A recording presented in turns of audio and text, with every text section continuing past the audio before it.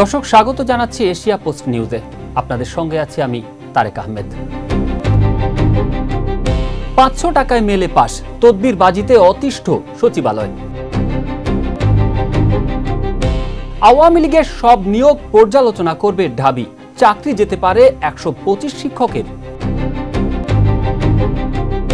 যে কলেজে পড়তে হলে করতে হবে কৃষিকাজ। সৌদি থেকে 3 মহাদেশ ঘুরে আসছে তেল, দাম বাড়ার শঙ্কা। আব্বু, তুমি কান্না করছো যে কথায় পুরো দেশ কাঁদলেও কাঁদতে পারেনি স্ত্রী কন্যারা। যেভাবে সন্ত্রাসী হয়ে উঠলেন ডেভিড ইমন। রাজধানীর সড়কে কতটা ভোগান্তি কমাবে ইলেকট্রিক বাস। সিসিটিভিতে ধরা পড়ল বাবা মেয়ের হৃদয় ছোঁয়া ভালোবাসা। এতক্ষণ শুনছিলেন সংবাদ শিরোনাম, এবারে বিস্তারিত। কেন্দ্র থেকে মাঠ, প্রশাসনের তদবিরবাজি যেন স্থায়ী সংস্কৃতি। আর তাদের কাজ সহজ করতে তদবিরবাজ সহ যে কেউ ঢুকতে পারছেন সচিবালয়ে মাত্র 500 টাকার বিনিময়ে। আর এই পাশ বাণিজ্যে জড়িত খোদ সচিবালয়ের কিছু কর্মচারী ও পুলিশ সদস্য। তদবিরের টাকা ভাগাভাগি নিয়ে প্রকাশ্যে হাতাহাতির ঘটনাও ঘটেছে। নিয়োগ, বদলি, পদোন্নতি, বিভাগীয় মামলা নিষ্পত্তি ও দরপত্রের বিল তুলে দেয়া সহ নানা কাজে দালালি করছেন তারা। আর সাধারণ মানুষের তদবিরের চেয়ে দলীয় পরিচয় তদবিরই তারা বেশি করছেন। পছন্দ অনুযায়ী কর্মকর্তাদের পোস্টিং দিতে নানামুখী তদবিরের চাপে মন্ত্রণালয় হিমশিম খাচ্ছে। সবচেয়ে বেশি তদবিরের চাপ সামাল দিতে হচ্ছে শিক্ষা, স্বরাষ্ট্র, ভূমি, জনপ্রশাসন, স্বাস্থ্য, স্থানীয় সরকার বিভাগ, আইন, যোগাযোগ এবং গৃহায়ন ও গণপূর্ত মন্ত্রণালয়কে। এসব তথ্য জানিয়ে এক প্রতিবেদন প্রকাশ করেছে দৈনিক আগামীর সময়। জুলাই গণঅভ্যুত্থানের সময় ঢাকা বিশ্ববিদ্যালয়ে শিক্ষার্থীদের বিরুদ্ধে অবস্থান নেওয়ার অভিযোগ উঠেছে এমন শিক্ষক, কর্মকর্তা ও কর্মচারীদের বিষয়ে ব্যবস্থা নিতে কমিটি গঠন করেছে বিশ্ববিদ্যালয় সিন্ডিকেট। একই সঙ্গে 2009 সালের 1 জানুয়ারি থেকে 2024 সালের 30 জুন পর্যন্ত শিক্ষক, কর্মকর্তা ও কর্মচারীদের সব নিয়োগ পর্যালোচনার সিদ্ধান্ত নেওয়া হয়েছে। গত মঙ্গলবার উপাচার্য অধ্যাপক ABM ওবায়দুল ইসলামের সভাপতিত্বে সিন্ডিকেট সভায় এমন সিদ্ধান্ত গ্রহণ করা হয়েছে। এজন্য 4 সদস্যের কমিটিও গঠন করা হয়েছে। বিশ্ববিদ্যালয় প্রশাসনের সিদ্ধান্ত অনুযায়ী ফ্যাসিবাদ বিরোধী শিক্ষক প্ল্যাটফর্মের জমা দেওয়া 125 শিক্ষকের তালিকাও তদন্ত কমিটি পর্যালোচনা করবে। যদি কোনো শিক্ষক সংগঠনের সঙ্গে যুক্ত থাকেন তাহলে অভিযোগের ভিত্তিতে প্রয়োজনীয় ব্যবস্থা নেওয়া হবে এবং প্রয়োজনে সংশ্লিষ্ট সংগঠনের কার্যক্রমও স্থগিত করা হতে পারে। দেখে মনে হতে পারে বিশাল এই সবজির ক্ষেত ও ফলের বাগান মনের মতো করে সাজিয়ে রেখেছেন কোনো কৃষি উদ্যোক্তা। আদতে এটি একটি কলেজ ক্যাম্পাস। সবুজে ঘেরা শান্ত পরিবেশ, পাখির ডাক আর প্রকৃতির স্নিগ্ধতায় ঘেরা প্রায় 5 বিঘা জমির উপর গড়ে উঠেছে কলেজটি। ব্যতিক্রমী এই কলেজটি দেশের আর 10টা শিক্ষা প্রতিষ্ঠানের থেকে আলাদা। এখানে কৃষি প্রশিক্ষণ বাধ্যতামূলক। কলেজটিতে শিক্ষার্থীদের আধুনিক কৃষি প্রযুক্তি, ফসল উৎপাদন, কৃষিভিত্তিক ব্যবসা ব্যবস্থাপনা ও উদ্যোক্তা উন্নয়ন বিষয়ে হাতে কলমে প্রশিক্ষণ দেওয়া হয়। ফলে শিক্ষার্থীরা পড়াশোনার পাশাপাশি বাস্তব অভিজ্ঞতা অর্জন করছে এবং ভবিষ্যতে নিজেরাই উদ্যোক্তা হয়ে কর্মসংস্থান তৈরির সুযোগ পাচ্ছে। স্থানীয়রা বলছেন, কলেজটি এলাকায় কৃষিভিত্তিক শিক্ষা ও উদ্যোক্তা তৈরির নতুন দৃষ্টান্ত স্থাপন করেছে। অনেক শিক্ষার্থী ইতিমধ্যে কৃষিকাজে যুক্ত হয়ে আর্থিকভাবে স্বাবলম্বী হওয়ার পথে অনেক এগিয়ে গেছে। আমরা তখন স্কুলে চাকরি হয়েছিল, এই চাকরি বাদ দিয়ে সে কৃষিকাজ শুরু করেছে। তখন থেকে সে সফলতা অর্জন করেছে। পরে আবার পাশাপাশি আমাদের এলাকার মানুষ নিয়ে মহিষমারা কলেজ প্রতিষ্ঠান করেছে। সানোয়ার ভাই কৃষি কাজ করতেছে আর কি, মেলা গাছ গুছ নাগাইতেছে, মেলা ফসলপাতি করতেছে, সুন্দর করে কলেজ মাঠে ইন্দা সুন্দর ভালো লাগতেছে আর কি। টাঙ্গাইলের মধুপুরে 2014 সালে কলেজটি প্রতিষ্ঠা করেন মোহাম্মদ সানোয়ার হোসেন। তিনি জানান, দেশের শিক্ষা ব্যবস্থা মানুষকে চাকরির দিকে ঠেলে দেয়। একজন শিক্ষিত মানুষ অন্যের অধীনে কাজ করতে চায়, স্বাধীনভাবে কিছু করতে চায় না। মানুষের সুপ্ত প্রতিভা ও আত্মনির্ভরশীল মানসিকতা বিকাশের জন্য কলেজটি প্রতিষ্ঠা করা হয়েছে।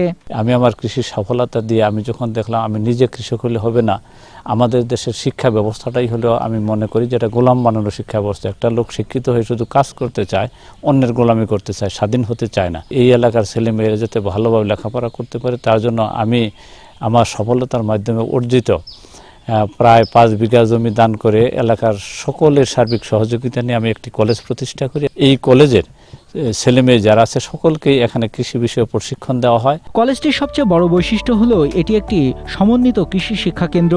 কলেজ ক্যাম্পাস জুড়ে রয়েছে বিভিন্ন জাতের আনারসের বাগান, নানা জাতের কচুর চাষ, আদা ক্ষেত, ড্রাগন ফলের বাগান, বিদেশি কফি বাগান ও বিভিন্ন ধরনের বনজ গাছের সমাহার। শিক্ষার্থীদের ব্যবহারিক শিক্ষা দেওয়ার জন্য স্থাপন করা হয়েছে মাছের খামার। একই ক্যাম্পাসে পাঠদান কার্যক্রমের পাশাপাশি কৃষি গবেষণা, চারা উৎপাদন ও বৃক্ষরোপণ কার্যক্রমও পরিচালিত হচ্ছে।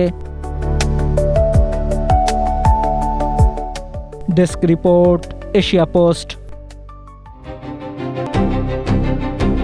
ইরান যুদ্ধে হরমুজ প্রণালী বন্ধ থাকায় ভয়াবহ অস্থিরতা দেখা দিয়েছে জ্বালানি তেলের বাজারে। শুধু তাই নয়, সমুদ্রপথে তেল ও গ্যাস পরিবহনের আন্তর্জাতিক এই রুট বন্ধ করে দেওয়ায় এখন তেল পরিবহনকারী জাহাজগুলোকে বিকল্প পথ পাড়ি দিতে হচ্ছে। এতে যেমন সময় বেশি লাগছে, তেমনি জাহাজগুলোকে গুনতে হচ্ছে বড় অঙ্কের মাশুল। সৌদি আরব থেকে মাত্র 12 দিনে হরমুজ প্রণালী পাড়ি দিয়ে এতদিন বাংলাদেশে আসত জ্বালানি পরিবহনকারী জাহাজ। কিন্তু হরমুজ প্রণালী বন্ধ থাকায় সেই জাহাজকে এখন 3 মহাদেশ ও 2 মহাসাগর ঘুরে বাংলাদেশে আসতে হচ্ছে। যদিও ইরান যুক্তরাষ্ট্রের মধ্যে যুদ্ধের পর হরমুজ অবরুদ্ধ হয়ে পড়ায় বিকল্প হিসেবে ইয়েমেনের বাব আল মানদেব প্রণালী হয়ে তেল আনা শুরু করেছিল বাংলাদেশ। তবে 1 লাখ টন তেল আসার পর এখন সেই রুটটিও বন্ধ করে দিয়েছে ইয়েমেনের হুতি বিদ্রোহীরা। এমন পরিস্থিতিতে উপায় না পেয়ে সৌদি থেকে 1 লাখ টন তেল নিয়ে বাংলাদেশে রওনা দিয়েছে এমটি নিনেমিয়া জাহাজ। যে রুটটি দিয়ে আসছে সেটি আন্তর্জাতিক সমুদ্র বাণিজ্যের এক দীর্ঘতম ও নজিরবিহীন রুটের রেকর্ড গড়তে যাচ্ছে। সৌদি আরবের ইয়ানবু বন্দর থেকে রওনা দিয়ে জাহাজটি সুয়েজ খাল অতিক্রম করে ভূমধ্যসাগর ও জিব্রাল্টার প্রণালী হয়ে আটলান্টিক মহাসাগরে ঢুকবে। এরপর পুরো আফ্রিকা মহাদেশের পশ্চিম উপকূল ঘেঁষে দক্ষিণে কেপ অফ গুড হোপ পাড়ি দিয়ে ভারত মহাসাগর হয়ে বঙ্গোপসাগর দিয়ে চট্টগ্রাম বন্দরে পৌঁছাবে। আর এ পথের দূরত্ব 14,000 নটিক্যাল মাইল এবং এ পথ পাড়ি দিতে সময় লাগবে 55 দিন। বাংলাদেশ ও সৌদি আরবের সরকারি বার্ষিক চুক্তি অনুযায়ী সৌদির রাষ্ট্রীয় কোম্পানি আরামকো থেকে 1 লাখ টন অপরিশোধিত তেল কিনতে সরকারের গড়ে 73 থেকে 74 মিলিয়ন মার্কিন ডলার খরচ হয়, যা বাংলাদেশি মুদ্রায় 918 কোটি টাকা। এর সঙ্গে 206 কোটি টাকা পরিবহন খরচ যোগ হলে তেলের দাম দাঁড়াবে গিয়ে 1024 কোটি টাকায়। এতে শুধু অপরিশোধিত তেলে লিটার প্রতি 9 টাকা বেড়ে যাবে। বাংলাদেশ শিপিং কর্পোরেশন বিএসসির ব্যবস্থাপনা পরিচালক কমোডর মাহমুদুল মালিক বলেছেন, হরমুজ ও বাব আল মানদেব প্রণালী বন্ধ থাকায় বাধ্য হয়ে এই পথ বেছে নিতে হয়েছে। দৈনিক আগামীর সময়ের এক প্রতিবেদনে এসব তথ্য উঠে এসেছে। জাহিদুল ইসলাম, এশিয়া পোস্ট।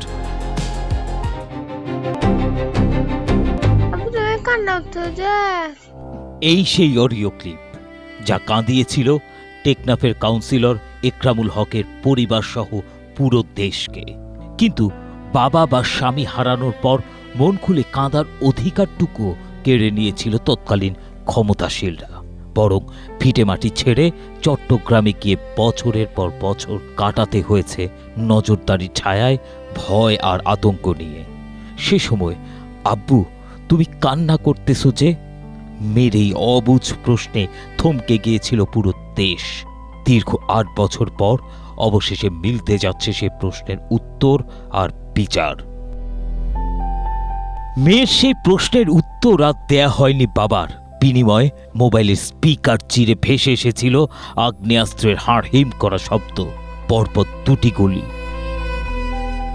এরপর জীবনের আলো নিভে যাওয়ার করুণ গোঙানি।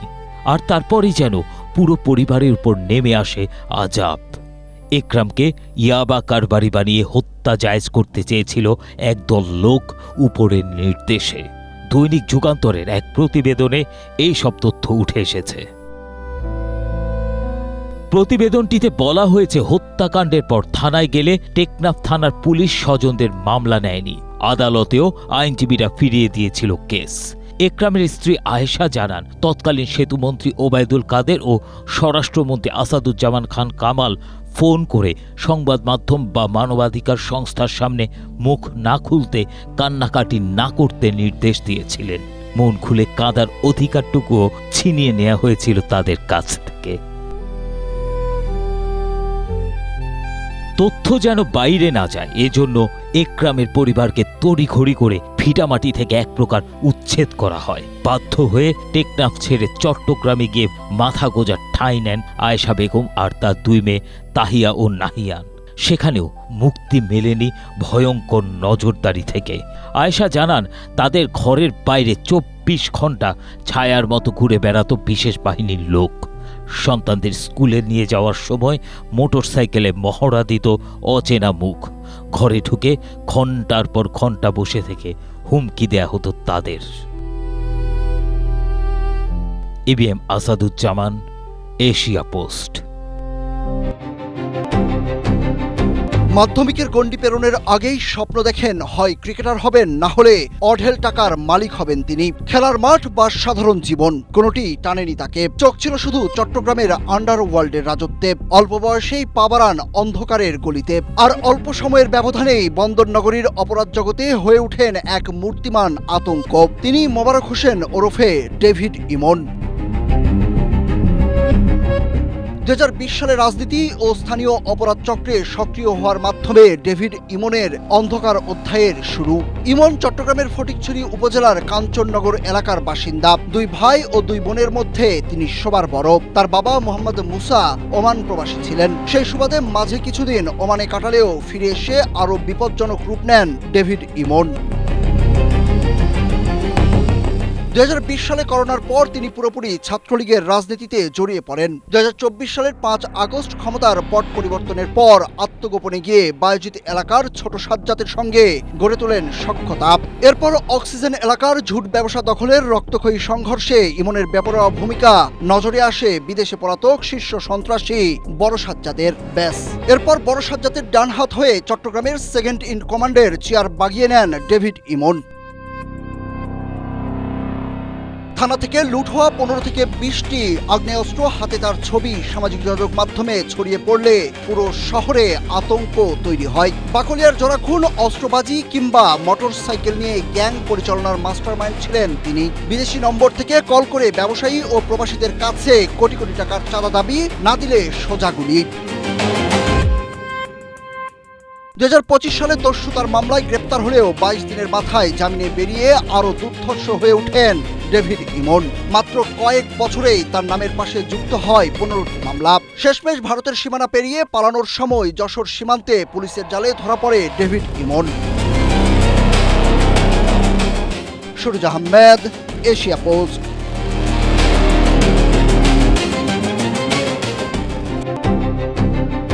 রাজধানী সহ দেশের বিভিন্ন শহরে পরিবেশ বান্ধব গণপরিবহন চালুর লক্ষ্যে প্রায় 1,500 ইলেকট্রিক বাস কেনার পরিকল্পনা করছে সরকার। এসব বাস আগামী ডিসেম্বর থেকেই দেশে আনার তোড়জোড় চলছে। কিন্তু রাজধানীতে চলমান গণপরিবহনে শৃঙ্খলা না ফিরিয়ে এবং রুট রেশনালাইজেশন না করে ইলেকট্রিক বাস নামালে কাঙ্ক্ষিত কোনো সুফল মিলবে না বলে মনে করছেন বিশেষজ্ঞরা। প্রথম ধাপে মোট 200টি ইলেকট্রিক বাস আনতে চায় বাংলাদেশ সড়ক পরিবহন কর্পোরেশন, বিআরটিসি ও ঢাকা পরিবহন সমন্বয় কর্তৃপক্ষ ডিটিসিএ। এর মধ্যে 45 আসন বিশিষ্ট 100টি বাস হবে পুরুষদের জন্য এবং 28 থেকে 32টি আসনের বাকি 100টি মিনি বাস হবে নারীদের জন্য। এসব ইলেকট্রিক বাসের চার্জিং স্টেশন ও প্রয়োজনীয় অবকাঠামো নির্মাণে অর্থ বিভাগে মোট 800 কোটি টাকার প্রস্তাব পাঠানো হয়েছে। তবে অর্থ বিভাগ এই অর্থ অনুদানের পরিবর্তে ঋণ হিসেবে দিয়েছে। এছাড়া ইকোনমিক ডেভেলপমেন্ট কোঅপারেশন ফান্ডের অর্থায়নে 300টি বৈদ্যুতিক এসি বাস এবং 25টি চার্জিং স্টেশন স্থাপন, চীনা অর্থায়নে আরও 500টি বৈদ্যুতিক এসি বাস এবং 25টি চার্জিং স্টেশন স্থাপনের উদ্যোগ নেওয়ার পাশাপাশি সরকারি অর্থায়নে একটি পাইলট প্রকল্পের আওতায় আরও 12টি ইলেকট্রিক বাস কেনা ও চার্জিং স্টেশন স্থাপনের উদ্যোগ নিয়েছে বিআরটিসি। সব মিলিয়ে ডিটিসিএ ও বিআরটিসি বিভিন্ন প্রকল্পের আওতায় 1412টি ইলেকট্রিক বাস সংগ্রহের পরিকল্পনা নিয়েছে। এদিকে সরকারি উদ্যোগের পাশাপাশি বেসরকারি খাতেও ইলেকট্রিক বাস চালুর উদ্যোগ নেওয়া হয়েছে। এ বিষয়ে বাংলাদেশ সড়ক পরিবহন মালিক সমিতি, অর্থ মন্ত্রণালয়, বাংলাদেশ ব্যাংক, জাতীয় রাজস্ব বোর্ড, এনবিআর এবং সংশ্লিষ্ট অংশীজনদের মধ্যে সভা হয়েছে। তবে গণপরিবহন বিশেষজ্ঞরা সতর্ক করে বলছেন, বিদ্যমান গণপরিবহন ব্যবস্থার যৌক্তিকীকরণ ছাড়া এতগুলো নতুন ইলেকট্রিক বাস চালু করলে সড়কে বিশৃঙ্খলা সৃষ্টি হতে পারে। দৈনিক আজকের পত্রিকার এক প্রতিবেদনে এসব তথ্য উঠে এসেছে। Nasimuddin, Asia post.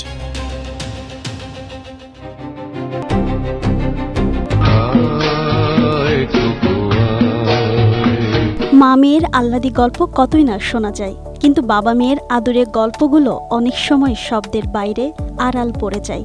এই সিসিটিভির কয়েক সেকেন্ডের দৃশ্যটাই যেন বলে দেয় পৃথিবীর সবচেয়ে নিঃস্বার্থ ভালোবাসাগুলোর একটি লুকিয়ে থাকে একজন বাবা আর তার মেয়ের মাঝেই। স্কুলে যাওয়ার জন্য বেরিয়ে গিয়েছিল মেয়েটি, কয়েক কদম এগিয়েই আবার ফিরে আসে। কিছু নিতে নয়, শুধু একটিবার বাবাকে জড়িয়ে ধরতে, বলতে, বাবা তোমাকে আদর করে যায়নি। বাবা মানে হাজার বিকেল আমার ছেলেবেলা, বাবা মানে রোজ সকালে পুতুল পুতুল খেলা, বাবা মানে জিইয়ে রাখা হাজারো অনুভূতি, বাবা মানে শত ভুলের সহজ সমাধান। প্রতিটি মেয়েই তার বাবার কাছে রাজকন্যা। যে আঙুল ধরে সে প্রথম হাঁটতে শিখেছে, সে হাতের আলতো স্পর্শেই মুছে গেছে কত ভয়, কত কান্না। মেয়ের এমন কাণ্ডে আবেগ আপ্লুত হয়েছেন মোহাম্মদ রাসেল তালুকদার। তাই তো সেই মুহূর্তের সিসিটিভি ফুটেজ নিজে শেয়ার করেছেন ফেসবুকে। ক্যাপশনে রাসেল তালুকদার লেখেন, সকালে তিনি টেবিলে নাশতা করছিলেন। সেই সময় মেয়ে স্কুলে যাওয়ার জন্য বেরিয়ে যায়। কিছুক্ষণ পর আবার ফিরে আসায় তিনি ভেবেছিলেন হয়তো কিছু ফেলে গেছে, কিন্তু না, সোজা বাবার কাছে গিয়ে জড়িয়ে ধরে গালে আলতো করে চুমু দিয়ে বলে, বাবা আমি তো তোমাকে আদর করে যাইনি। মুহূর্তেই ভিডিওটি ছড়িয়ে পড়ে সামাজিক যোগাযোগ মাধ্যমে। ছোট্ট মেয়েটির এই ভালোবাসা ছুঁয়ে যায় হাজারো মানুষকে। কেউ স্মৃতির পাতায় ফিরে গেছেন নিজের ছেলেবেলায়, কেউ আবার বাবার সঙ্গে কাটানো মুহূর্তগুলো মনে করে আবেগ আপ্লুত হয়েছেন। অনেক বাবার মনেও জেগেছে সেই ইচ্ছে, হৃদয়ে গুনগুনিয়ে বাজছে চিরচেনা সেই সুর, আয়রে আমার পাশে আই মামুনি, এ হাতটা ভালো করে ধর এখনই, হারানো সেদিনে চল চলে যায়, ছোট্টবেলা তোর ফিরিয়ে আনি। জিন্নাত আরা ঋতু, এশিয়া পোস্ট।